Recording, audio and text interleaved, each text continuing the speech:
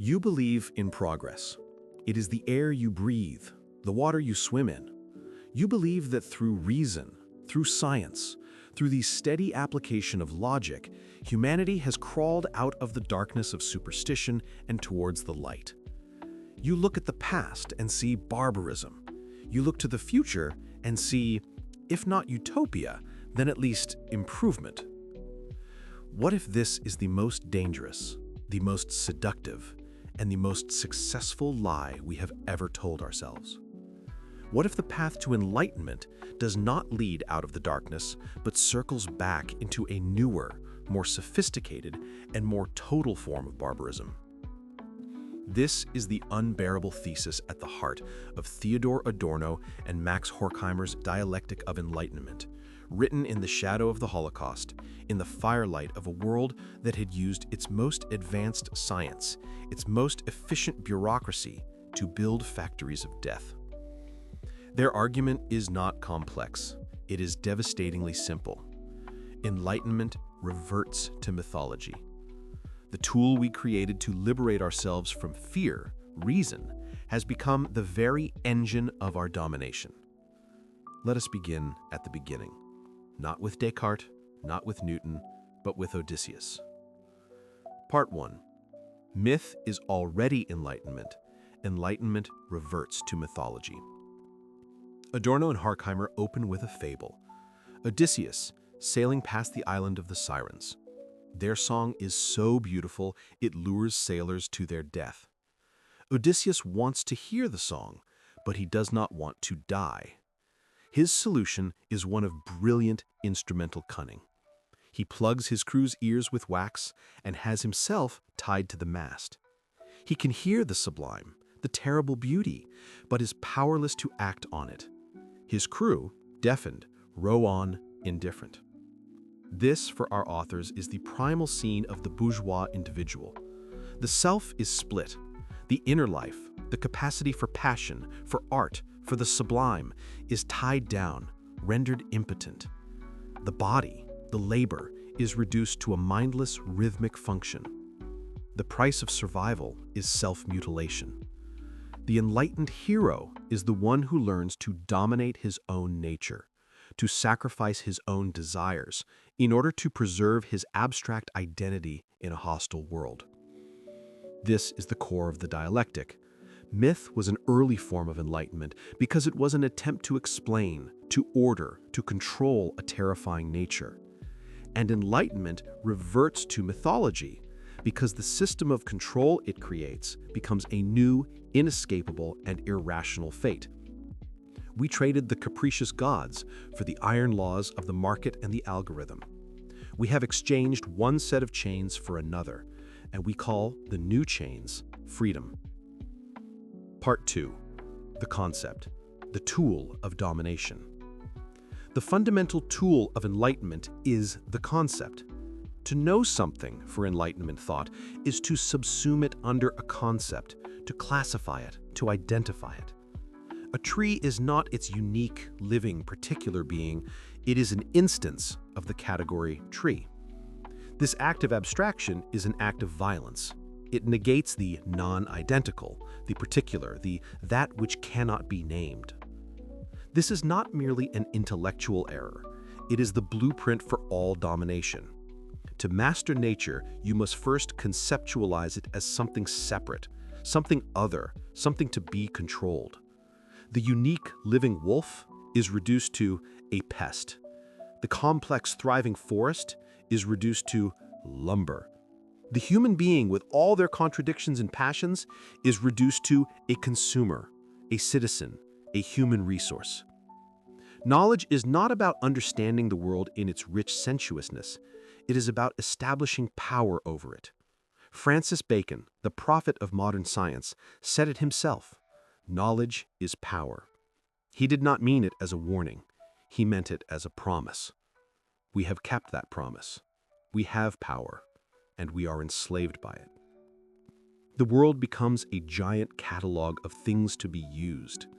And in this process, we turn the same instrumental gaze upon ourselves, our own inner nature, Our instincts, our emotions, our bodies becomes just another piece of hostile external nature to be disciplined, optimized, and controlled. The psyche becomes a problem for management. Happiness becomes a product to be purchased. And now we come to the most politically incorrect part of their thesis. You believe that you have free will, that your tastes are your own, that you choose your entertainment. Adorno and Horkheimer would call you a fool. They saw with terrifying prescience the rise of what they called the culture industry. This is not culture in the sense of something that grows organically from a people. It is an industry. It produces standardized commodities, songs, films, stars, ideologies, to create a standardized consciousness. The function of the culture industry is not to entertain or to enlighten or to provoke. Its sole function is to reproduce the existing system by reproducing the mentality required to live within it. It teaches you passivity. You sit in the dark cinema, receiving images. You put on headphones, receiving sounds. You are the object, not the subject. It teaches you that all problems are individual and solvable within the system.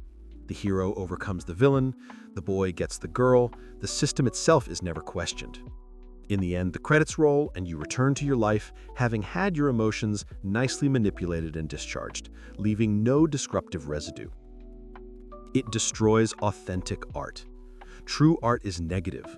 It should be a wound, a protest against the world as it is. It should be difficult, unsettling, and point to the possibility of something other. The culture industry produces products that are comforting, familiar, and which affirm the world as it is.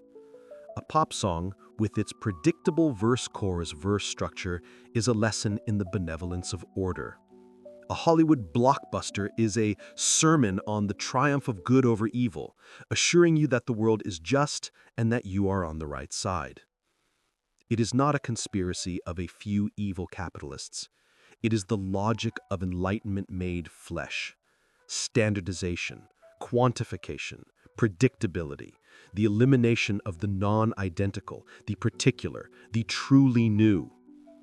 The new is only the new, a slight variation on a proven formula, designed to make you feel like a unique individual while making the exact same choices as millions of others. You are not a consumer. You are the product.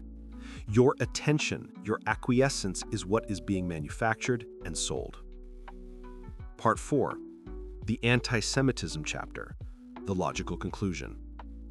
And now we arrive at the darkest shore, the chapter on elements of anti-Semitism. This is where their thesis becomes most challenging and most deliberately incorrect. They do not explain the Holocaust as a German pathology or a simple throwback to medieval prejudice. They explain it as the logical culmination of Enlightenment itself.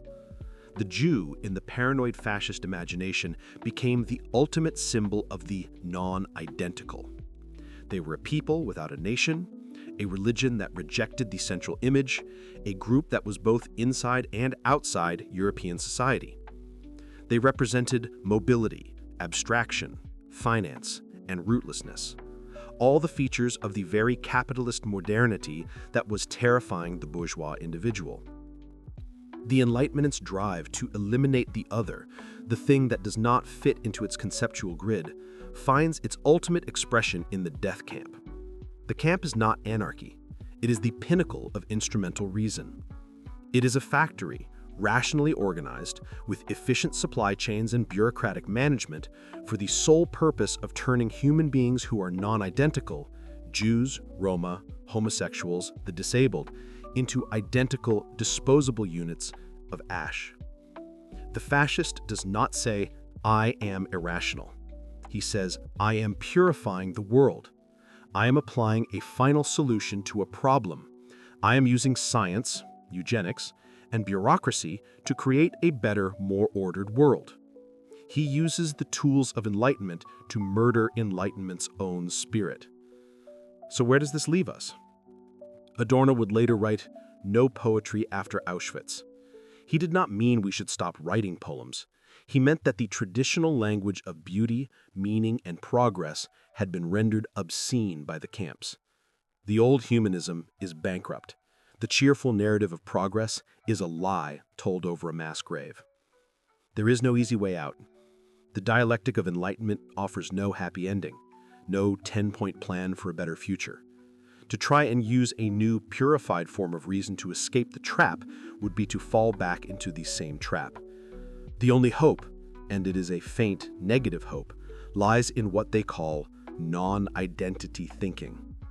It is the stubborn refusal to let the concept completely consume the particular.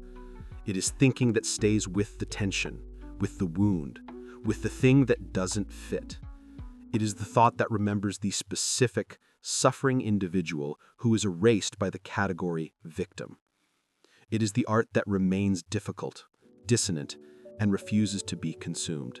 It is a form of radical negation, saying no to the culture industry, to the instrumentalization of every last corner of life, to the cheerful, empty chatter that masks the horror. You are living inside the dialectic of enlightenment every day. When you curate your online identity, you are practicing self-domination. When you binge-watch a series designed by algorithm, you are consuming the product of the culture industry.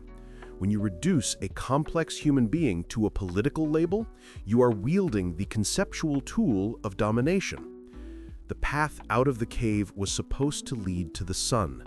Adorno and Horkheimer force us to consider the terrifying possibility that the path out of the cave was a circle, and that we have simply walked back into a deeper, more sophisticated darkness, a cave of our own making, lit by the cold, flickering light of a screen, convincing ourselves that this is the day.